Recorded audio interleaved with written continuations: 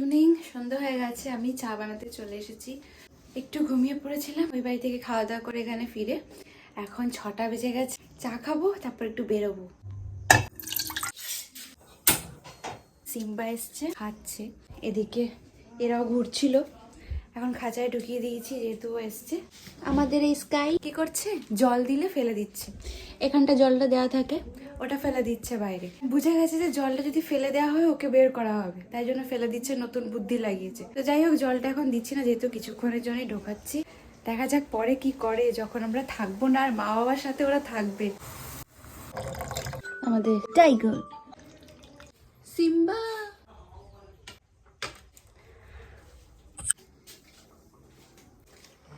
চা সিম্বা খাচ্ছে।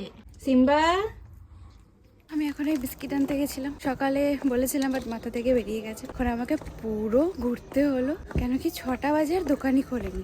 মেন রোডের কাছে কি আনতে হলো। এটা টাইগারের সন্ধেবেলার একদম দিতেই হবে, একটা নেশা টাইপস, না দিলে ওর মনটা খারাপ হয়ে যাবে, তাই নিয়েই গেলাম। বিস্কিট খাবে। বাইরে গিয়ে গরম লেগে গেছে, সোয়েটার খুলে ফেলেছি, বের করে দিচ্ছি। সিম্বা আমার সাথেই বেরিয়ে গেছে, এখন ওদিকটা ঘুরছে। আমি এবার চাটা খেয়ে নিই।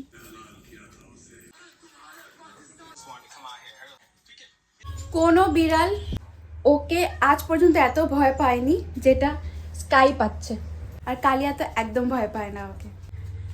ছোট থেকেই টাইগার বিড়ালের সাথেই বড় হয়েছে, তাই বিড়ালদের কিছু করে না।